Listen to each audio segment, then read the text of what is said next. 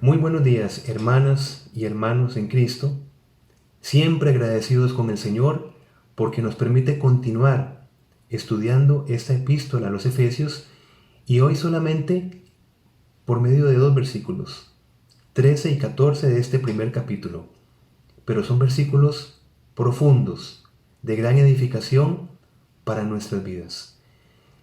Iniciemos, como lo hemos dicho anteriormente, con un corazón dispuesto a ser edificados por el Señor y con la Biblia en nuestras manos para poder revisar atentamente esta bendita palabra. Empecemos en el versículo 13 y continuamos en el 14. En él también vosotros, habiendo oído la palabra de verdad, el evangelio de vuestra salvación, y habiendo creído en él, fuisteis sellados con el Espíritu Santo de la promesa, que es las arras de nuestra herencia hasta la redención de la posesión adquirida, para alabanza de su gloria. Empecemos repasando doctrina fundamental. La salvación es exclusiva de Dios. Dios no es una persona, sino es un ser que se manifiesta en tres personas, en la persona del Padre, del Hijo y del Espíritu Santo.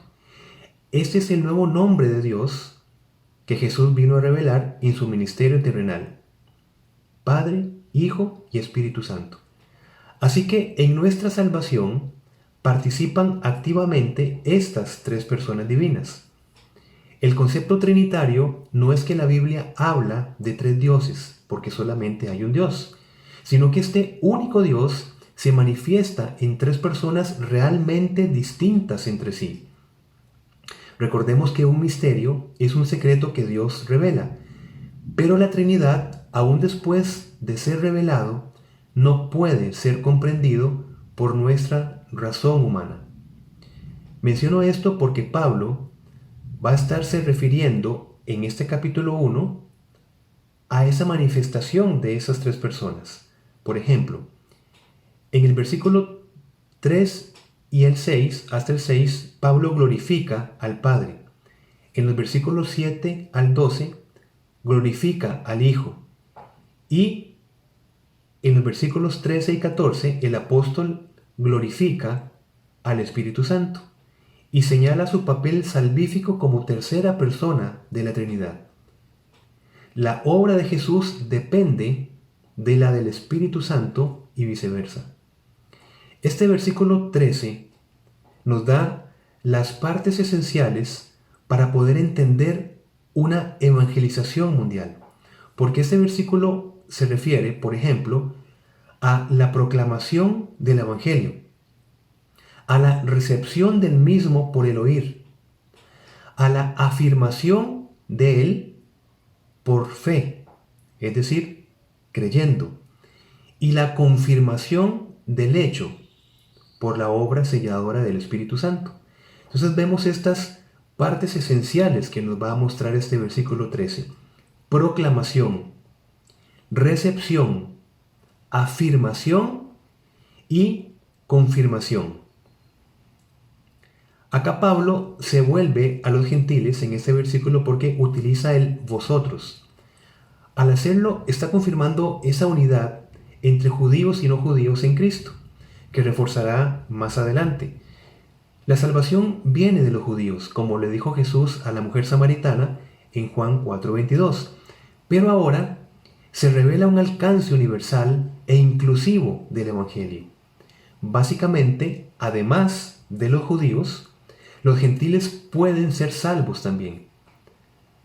Este versículo habla de habiendo oído. Pablo no había sido rebelde al llamado celestial que oyó por parte de Ananías y que lo vemos en Hechos 9:15, para ser un instrumento del Señor y llevar su nombre en presencia de los gentiles. Pablo oyó y atendió. Si los efesios han oído la palabra de verdad, es fruto de este apóstol como embajador de Dios. En ese trabajo ministerial que este apóstol realizó justamente en esta ciudad de Éfeso. Notemos cómo una sola persona, siendo ejemplo de ese hacer como consecuencia del ser, puede lograr grandes cosas fortalecido en Cristo, oyéndolo y atendiendo su llamado. Leemos así. Así continuó por espacio de 2 años, se refiere a su ministerio en Éfeso, de manera que todos los que habitaban en Asia, judíos y griegos, oyeron la palabra del Señor Jesús. Éfeso formaba parte de esta región de Asia Menor. Así que, para que pudiesen ser salvos por medio de la fe, los efesios tenían que oír de parte de un enviado de Jesús, un apóstol, las buenas nuevas. La predicación del Evangelio es el medio que Dios ha preparado por el cual rescata de la ceguera y esclavitud a aquellos oprimidos por Satanás, en los cuales el Dios de este siglo cegó el entendimiento de los incrédulos para que no les resplandezca la luz del Evangelio de la gloria de Cristo, el cual es la imagen de Dios. Otros piensan que han sido iluminados, pero siguen sin ver que Cristo es la imagen misma de Dios. Por lo tanto, Dios en Hijo. Por supuesto, existe una diferencia en cómo es el oír de la humanidad. Es posible oír el Evangelio y endurecer más el corazón. O muchas veces escuchamos tanto del Evangelio, tantos estudios, tantos mensajes, que podemos olvidar o más bien descuidar que ser cristiano no es tanto conocer de Cristo como vivir a Cristo. No es suficiente con ensanchar nuestro corazón ante prédicas hermosas, como advirtió Jehová por medio de Ezequiel. Y he aquí que tú eres a ellos como cantor de amores, hermoso de voz y que canta bien, y oirán tus palabras, pero no las pondrán por obra. Cristo dijo a los que acudían a Él que habían de ser cuidadosos en cuanto a cómo oían. Oír sin poner en práctica es como edificar sobre la arena, como Jesús lo menciona en Mateo 7, 24 al 27. Este versículo 13 de Efesios nos advierte a ser cuidadosos en cuanto a lo que se oye también. En cuanto a lo que se oye. Porque Pablo especifica oír la palabra, pero la palabra de verdad, como lo vemos en este versículo. ¿Por qué? Porque Satanás ofrece su propia verdad, que predica mediante medios de entretenimiento. Satanás ofrece su propia libertad, que predica mediante diversos movimientos filosóficos y políticos. Y es porque el campo de batalla está en nuestra mente, en la manera en que pensamos. Y vamos a empezar a ser vulnerables cuando la objetividad de la escritura nos empieza a incomodar y buscamos opiniones alternativas que suavicen o reinterpreten la voluntad de Dios.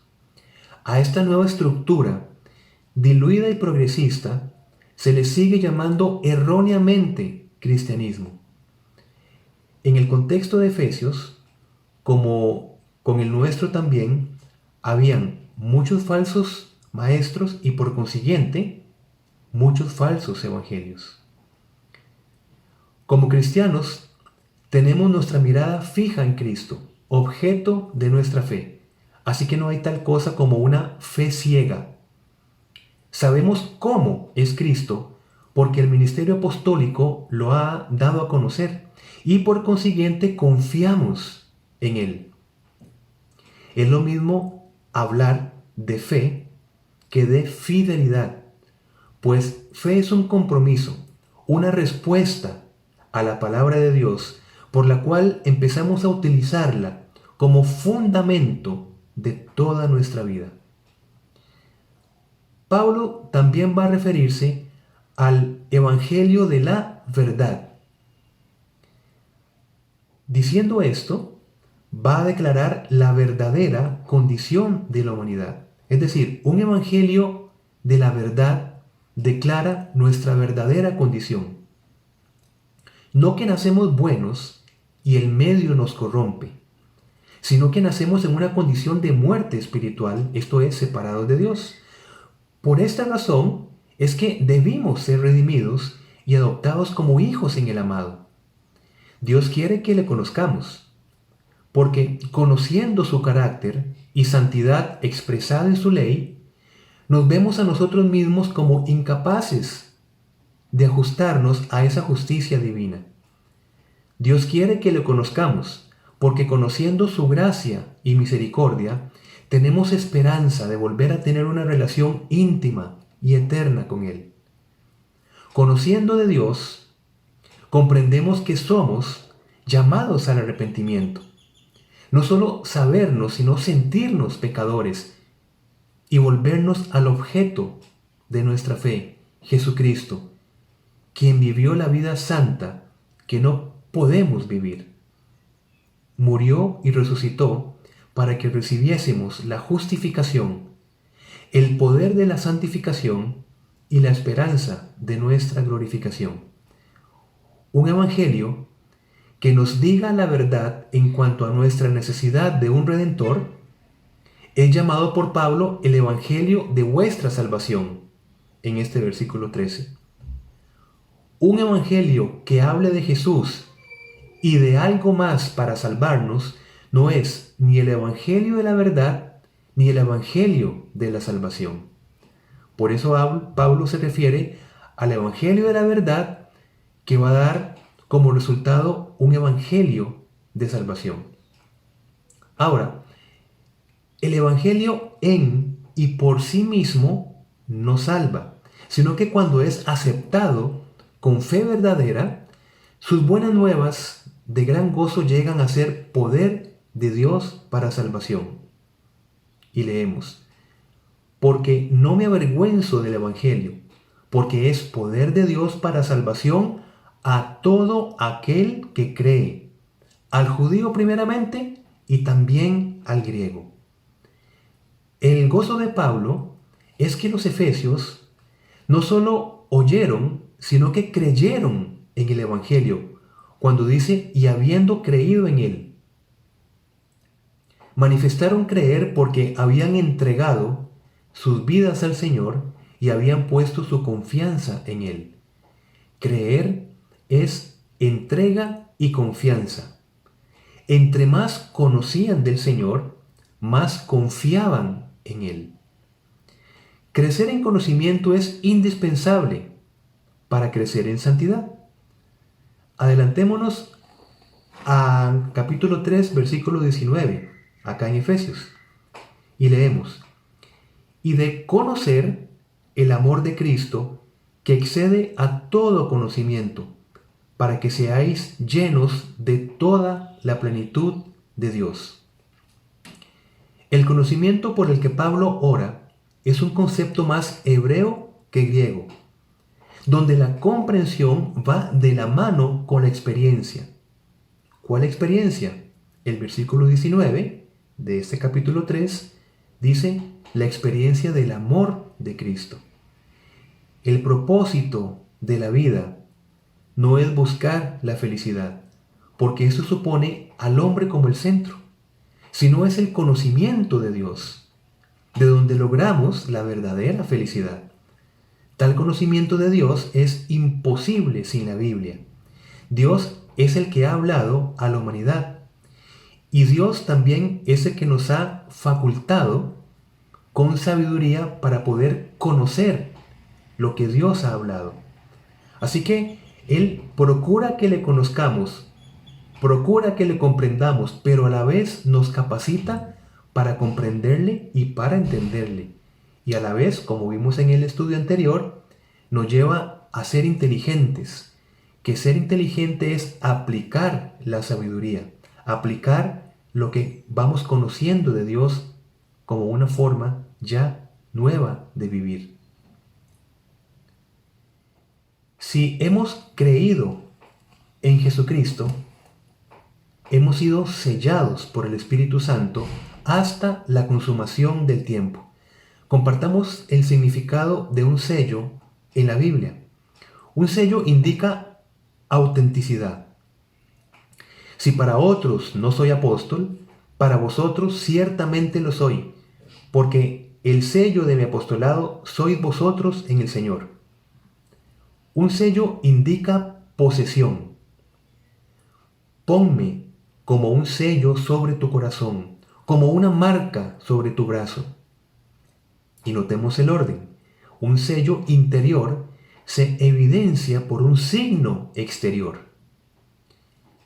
Y luego, un sello indica seguridad y protección. Leemos. Entonces ellos fueron y aseguraron el sepulcro, sellando la piedra y poniendo la guardia. El Espíritu Santo había dado testimonio a los efesios en sus corazones de que eran hijos de Dios. Con razón dice Pablo, si alguno no tiene el Espíritu de Cristo, no es de él. ¿Cómo lo sabemos nosotros también? El apóstol Juan nos responde. Y el que guarda sus mandamientos permanece en Dios, y Dios en él. Y en esto sabemos que Él permanece en nosotros, por el Espíritu que nos ha dado. Antes no buscábamos la voluntad de Dios. Ahora, aunque el pecado no ha sido borrado de nuestra naturaleza humana y seguimos pecando, se nos ha concedido el arrepentimiento para salvación, gracias a la presencia del Espíritu Santo, que nos ha sellado como propiedad exclusiva y muy amada de Dios. Ya no permanecemos en nuestros pecados, ya que el fruto del Espíritu Santo va creciendo y las obras de la carne decreciendo.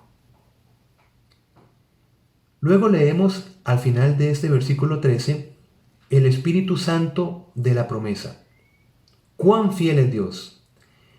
Hermanos, estamos en tiempo de escuela dominical, así que les pido que me atiendan con mucha atención esto que vamos a compartir, en el sentido de la promesa, el Espíritu Santo de la promesa.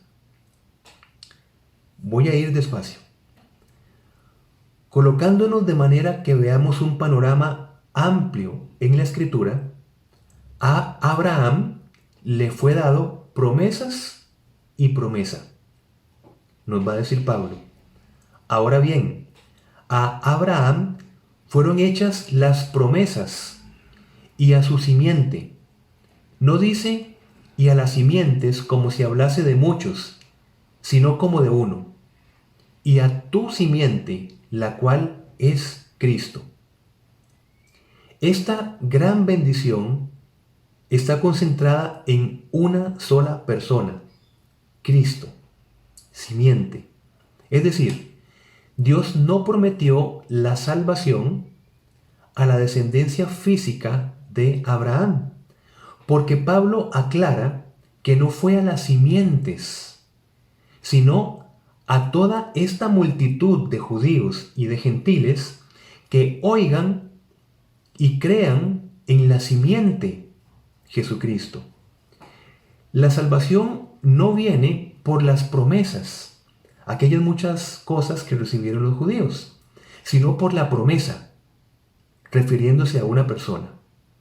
Por ejemplo, los descendientes físicos de Abraham heredaron la tierra física de Canaán como una de las promesas de Dios. Pero Abraham mismo sabía que la tierra prometida en este mundo era un símbolo, un tipo de la patria mejor, la celestial, reservada para los creyentes en el Señor Jesucristo. La promesa.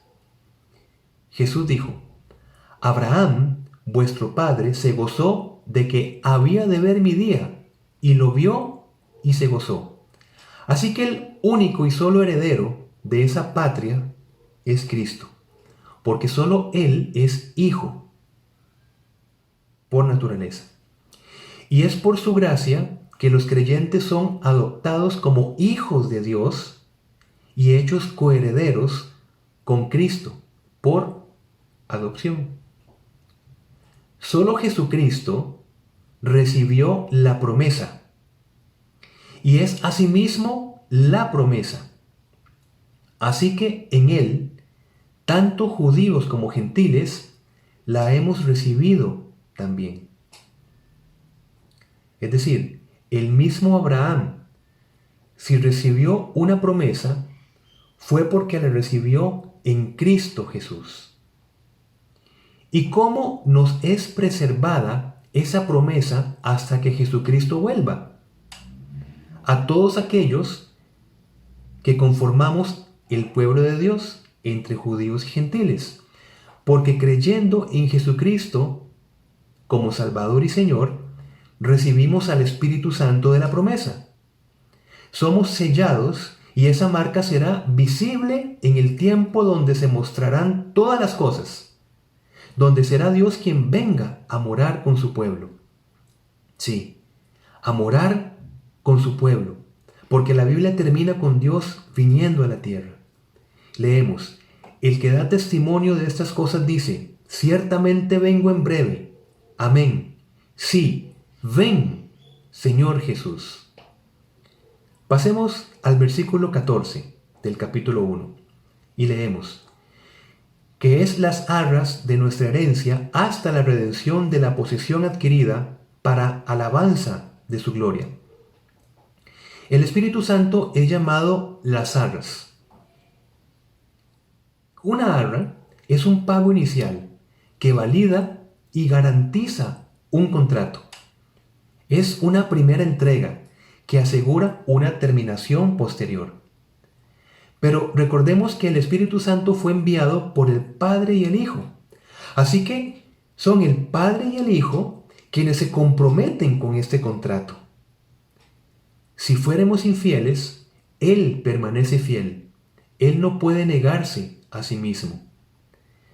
La relación de Dios con sus elegidos tiene, en este principio de las arras, la semejanza de una relación legalmente indisoluble. Dios mismo hace que permanezcamos en Él porque se comprometió con nuestra salvación.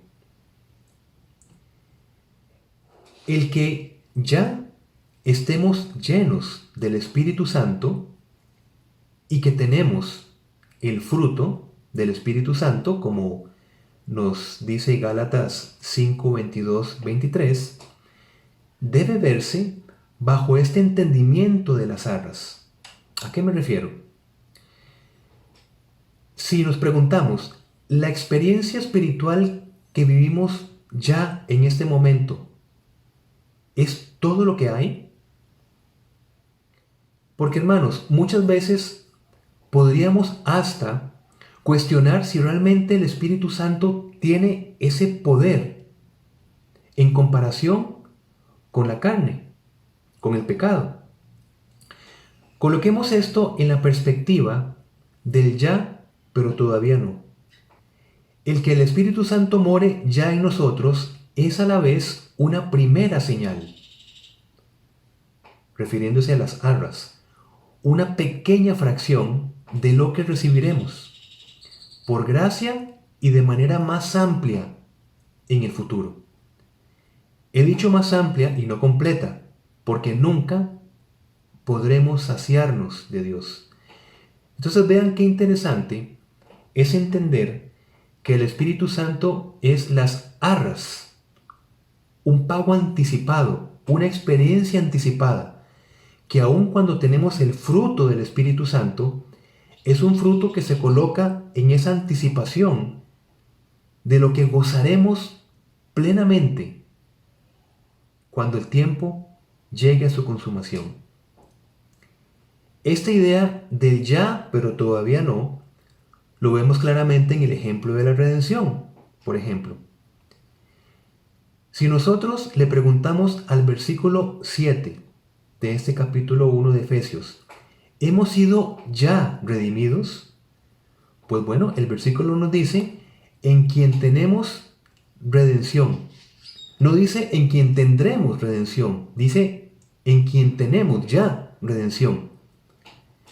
Pero será el mismo Pablo, el mismo que escribió este versículo 7, quien dirá en la epístola a los Romanos, y no solo ella, sino que también nosotros mismos que tenemos las primicias del Espíritu, nosotros también gemimos dentro de nosotros mismos esperando la adopción, la redención de nuestro cuerpo. Hermanos y hermanas, ¿qué parte de nuestro ser nota usted que espera ser adoptada y redimida? Nuestro cuerpo, que realmente se refiere a nuestra voluntad que usa el cuerpo como su expresión. Por esta razón, aunque nuestros cuerpos son templos del Espíritu Santo para que respondamos a su voluntad, vivimos esa experiencia, es decir, responder a la voluntad de Dios, como un anticipo de lo que será nuestro cuerpo espiritual.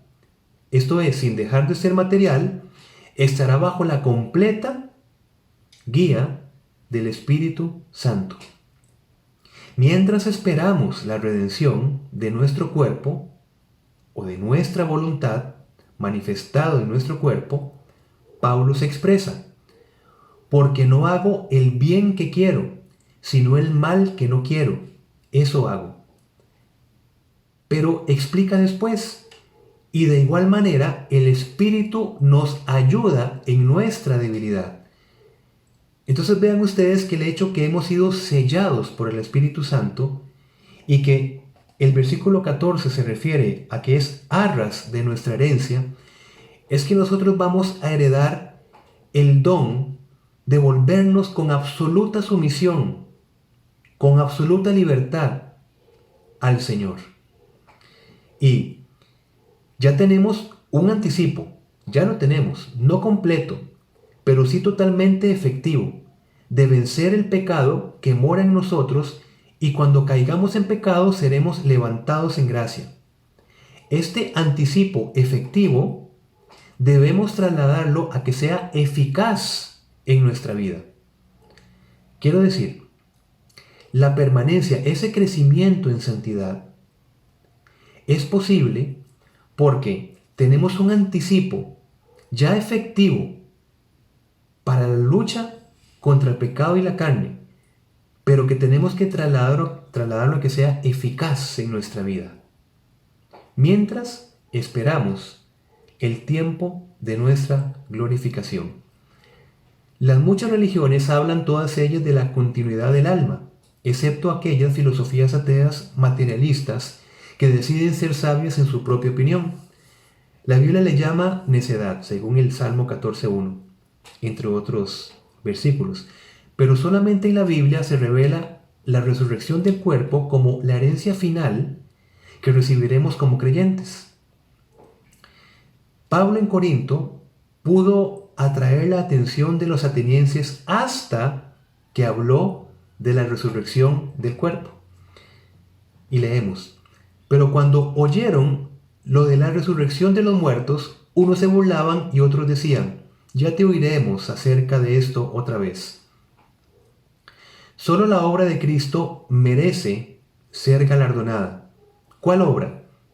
Su obra de redención que formó pueblo como el especial tesoro que entregará al Padre, ya enteramente libre de todos los efectos del pecado, y envió al Espíritu Santo para que permaneciésemos seguros en ese proceso, donde seremos entonces ese especial tesoro que Cristo entregará al Padre. Por lo tanto, ¿cuál será nuestro galardón? Ser parte de ese pueblo escogido por voluntad propia y en respuesta a la gracia.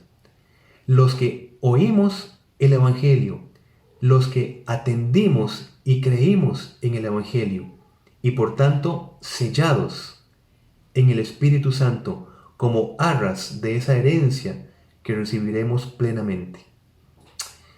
Terminemos notando al final de este versículo 14 cómo vuelve a repetirse la frase para alabanza de su gloria. Es una frase que la vemos en el versículo 6 y en el versículo 12, porque el pueblo de Dios vive para la gloria de Dios.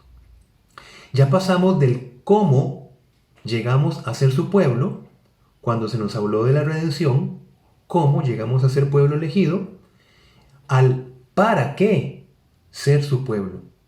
Del cómo al para qué.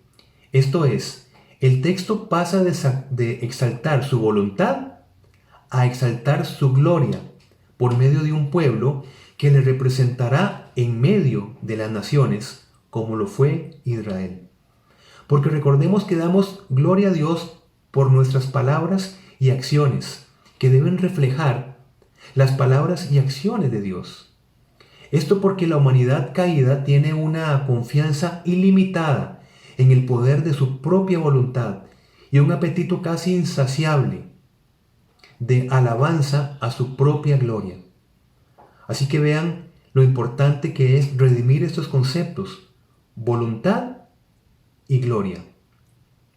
El pueblo de Dios ha llegado a poner fin a esta cosmovisión comprendiendo lo que Dios quiere por medio de la acción del Espíritu Santo, transformando nuestra manera de pensar. Así que cuando se nos da el don de la sabiduría, comprendemos cuál es la voluntad de Dios. Y cuando se nos da el don de la inteligencia, aplicamos esa voluntad de Dios para gloria de Dios. A la sencilla pero profunda pregunta, ¿qué diría y cómo actuaría Jesús si estuviese en mi lugar? La Biblia nos dice que Jesús no está solamente con el creyente, sino en el creyente. Descuidar este hecho consumado y por el cual tenemos una nueva capacidad para reflejar a Cristo fue precisamente la exhortación que Pablo se refirió a los corintios.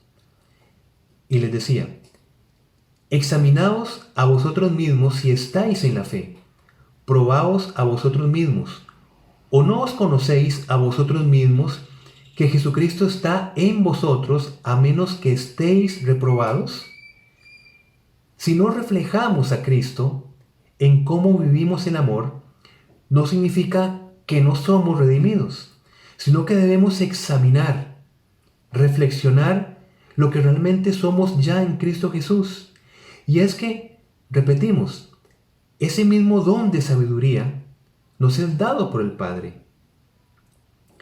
Es uno de los propósitos de toda esta epístola a los Efesios, precisamente, examinar, conocer, comprender en la sabiduría de lo alto esa identidad ya ganada por Cristo y aplicarla a nuestra vida cotidiana para glorificarle.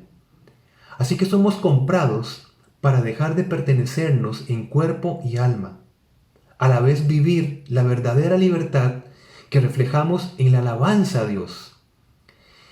Ya Isaías lo anticipaba de una manera hermosa y veamos cómo calza perfectamente este versículo, porque la Biblia en ningún momento se contradice.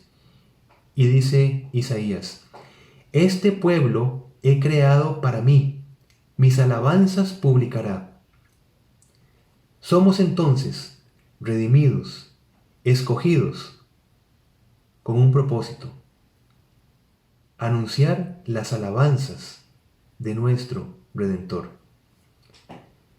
¿Qué hemos compartido hasta ahora? Para terminar, hemos sido redimidos por Cristo y en Él somos santos y sin mancha delante de Dios, bendecidos con toda bendición espiritual.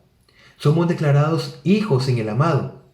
Compartimos la misma herencia de Cristo y mientras esperamos la consumación de todas las cosas, hemos sido sellados por el Espíritu Santo de la promesa para garantizar nuestra permanencia en la salvación en medio de un mundo caído. Y terminamos repitiendo el versículo 3. Bendito sea el Dios y Padre de nuestro Señor Jesucristo.